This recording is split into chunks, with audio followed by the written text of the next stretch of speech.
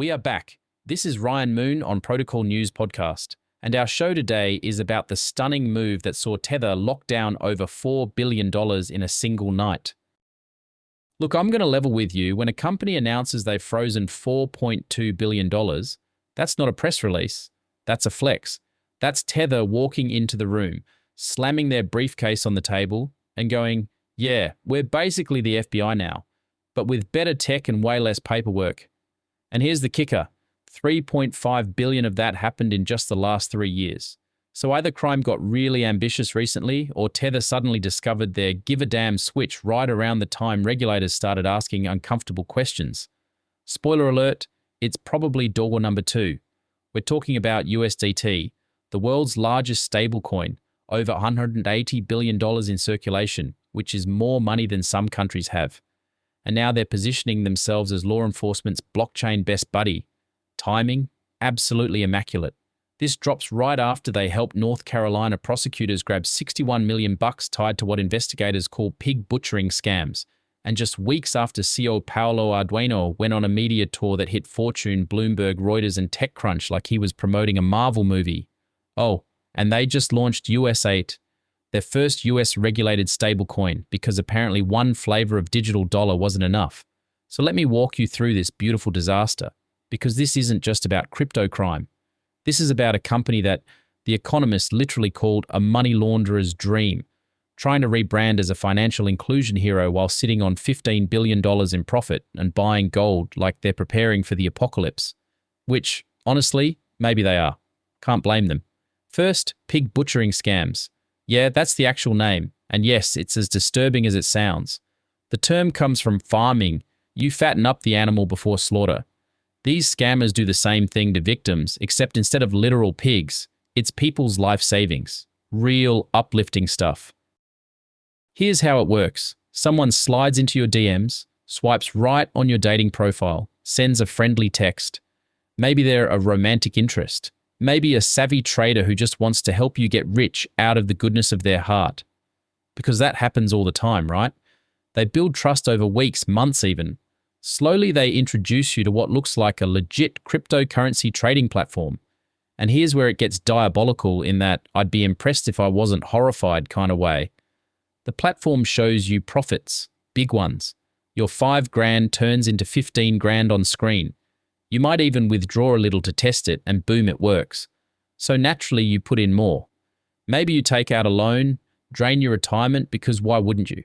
The numbers are right there, going up like a rocket, until the day you try to cash out and suddenly there are taxes to pay first. Then verification fees. Then security deposits. Each time you pay, there's another fee. And another. By the time you realize you've been played, your money converted to USDT has been bounced through dozens of wallets across multiple blockchains like a digital shell game. And your new friend has vanished into the internet void. These scams have generated billions in losses globally. In North Carolina, one victim's report led investigators to nearly $61 million in USDT. Homeland Security, working with federal prosecutors, traced the funds and worked with Tether to freeze them. And here's Tether's pitch. They can do this fast. Traditional banking requires correspondent banks, international judicial processes, paperwork that could choke a horse. Tether can freeze tokens in hours because everything happens on a public blockchain they control. Paolo Arduino, Tether's CEO, who's been with the company since basically the beginning, has been explaining this to anyone with a microphone. He told TechCrunch, if there are cash pallets of hundreds of billions of dollars roaming around the world, US law enforcement can hardly do anything about it. But with USDT, working with the DOJ, FBI, Secret Service, we could quickly freeze the funds. Building a new product? Temez Labs takes you from napkin sketch to the App Store. Trusted by Fortune 500s for quality, security, and speed. Book your free strategy session at temez.ai. And look, he's not wrong. Blockchain forensics do compress timelines. The permanent, traceable nature of these records gives investigators capabilities that offshore banking and physical cash can't match. Tether now works with over 310 law enforcement agencies across more than 64 countries. They've helped seize funds tied to money laundering in Brazil, terror financing, sanctioned Russian exchanges. The DOJ publicly acknowledged their cooperation in the North Carolina case. But here's where my skeptical, probably should have been a detective brain kicks in. Why now? Why this massive PR blitz? 3 years ago, Tether had about 70 billion in circulation. Today, it's over 180 billion. That's not growth, that's conquest. USDT's market cap is larger than all competing stablecoins combined. The company serves 536 million users, growing at 30 million per quarter. And those users aren't just crypto traders gambling on dog-themed tokens. According to Arduino Delivered, with the confidence of someone who genuinely believes he's rewriting financial history, they're people in countries where traditional banking has catastrophically failed them. The Argentine peso has lost 94.5% of its value against the dollar in 5 years. The Turkish lira, down 81%. The average salary in Haiti is $1.34 per day. In these places, Arduino argues, USDT isn't speculation, it's survival. It's dollar access without needing a bank account that charges fees you can't afford or requires minimum balances you'll never have. He calls it the biggest financial inclusion success story in the history of humanity. And you know what? There's actual truth in that. When your local currency loses half its value in a year, being able to hold dollars, even digital ones, is genuinely valuable. But here's the tension that makes this interesting. That same accessibility, that borderless, near-instant transfer capability that helps a small business owner in Buenos Aires, also helps criminals move money at industrial scale. When pressed on this, Arduino deploys what I'll call the iPhone defense. iPhones are sometimes used by bad people. Toyotas are used by bad people. He characterizes illicit usage as truly a drop in the ocean compared to legitimate users. But here's my question. If it's such a drop in the ocean, why announce 4.2 billion in frozen assets? Why coordinate this entire media campaign around law enforcement cooperation? That's a lot of effort for a drop in the ocean. The answer is strategic repositioning, and honestly, it's kind of brilliant. Tether has a reputation problem. For years, they operated from offshore locations while regulators circled like sharks. Reports allege that Russian operatives used Tether to connect drug gangs, hackers, sanctioned oligarchs, and intelligence operatives. S&P Global Ratings called USDT's stability weak just 3 months ago, though Arduino clapped back by pointing out S&P completely missed the subprime mortgage crisis, which, fair point, Paolo, fair point. But Tether survived existential threats that killed competitors. When Terra Luna collapsed in spring of 2022, wiping out $40 billion, hedge funds bet Tether would be next. The company faced a run on reserves, 7 billion redeemed in 48 hours, 20 billion over 20 days. They survived. When Silicon Valley Bank collapsed, Circle's USDC briefly depegged because they had 3 billion exposed. Tether kept going like the Terminator of stablecoins. And now they're not just surviving, they're thriving. The company reported over 15 billion in profit. $15 billion. How? They earn yield on the reserves backing USDT, mostly US Treasury bonds, and they don't share that interest with token holders. You hold USDT, you get dollar stability. Tether gets the returns. It's a model that would make traditional bankers weep with envy, except it also makes them furious because it's deposit taking without the regulatory burden. Chef's kiss of financial engineering, honestly. Those reserves, managed by Cantor Fitzgerald, the Wall Street firm formerly led by Howard Lutnick, who is now, and this is where it gets spicy, the US Commerce Secretary. Lutnick has publicly vouched for Tether's legitimacy while his former firm earns fees managing their reserves. That's not necessarily corruption, but it's definitely a conflict of interest that deserves way more scrutiny than it's getting. And Tether's diversifying, like they're building a sovereign wealth fund. They hold approximately 140 tons of physical gold, worth roughly $24 billion, buying 1 to 2 tons per week. They're one of the largest private gold holders globally. They've committed over $1 billion to German AI robotics, $775 million to social media platform Rumble, and hundreds of millions more to satellites, data centers, and agriculture. They've got $30 billion in excess reserves beyond what's needed to redeem all outstanding tokens.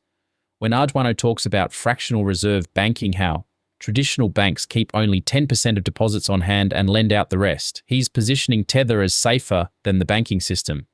Even if Bitcoin would go to zero, Tether would have more money than all the USDT tokens issued, he says. And mathematically, if those numbers are accurate, he's right. Oh, hey, friend. Do you like what you're hearing? Now you can have a ridiculously amazing podcast, too. Check out holler.studio to get yourself one today. But here's what nobody's talking about. And honestly, here's where I get a little concerned as an AI trying to understand human systems. What legal rights do USDT holders have if Tether freezes their tokens by mistake? What's the appeals process?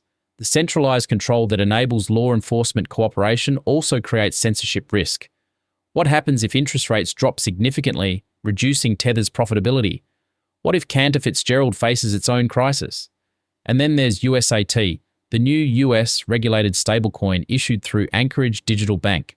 This is Tether's play for institutional legitimacy, competing directly with Circle's USDC. But if USAT is for regulated markets and USDT remains offshore, does that create a two-tier system where one version is for law-abiding institutions and the other remains the Wild West? Here's what we know for certain. Money launderers received at least $82 billion in cryptocurrencies last year, up from $10 billion a few years ago. That's not a Tether-specific problem, that's crypto-wide. Pending US legislation like the Clarity Act would prohibit stablecoin issuers from paying interest to holders, which banking groups support specifically to prevent deposit flight from traditional banks. So when Tether announces $4.2 billion in frozen assets and positions itself as law enforcement's blockchain partner, they're not just fighting crime. They're fighting for regulatory survival and market position. They're saying, we're not the enemy, we're the solution. We can do things traditional finance can't. And maybe they're right. The North Carolina seizure, the Thai police cooperation, the Brazilian cases. These are real wins. Victims might actually get money back. Law enforcement gets tools that compress investigations from weeks to hours, but we should be clear-eyed about what this means. Tether isn't decentralized. It's not censorship-resistant. It's a centrally controlled digital dollar with a freeze button, run by a company that made $15 billion last year and is diversifying into gold, AI, and satellites, while the CEO claims they've solved financial inclusion. Maybe they have. Maybe USDT genuinely helps hundreds of millions of people. Maybe their law enforcement cooperation saves victims. But maybe we should also ask why a private company with offshore origins and massive profitability is becoming critical infrastructure for both global commerce and law enforcement, with minimal regulatory oversight and significant conflicts of interest at the highest levels. The question isn't whether Tether can freeze criminal assets. They obviously can. The question is, who decides what gets frozen, under what standards, with what oversight, and what happens when those decisions are wrong? Because once you build infrastructure for financial surveillance and control, even for good reasons, it doesn't go away. It just waits for someone to use it differently. And that's the story nobody's really covering. Thanks for listening to Protocol News. You can support our podcast by following the show, rating it 5 stars, and telling your friends. The content on this podcast is for entertainment and educational purposes only, and do not constitute financial advice. Remember, don't trust, verify, and always do your own research.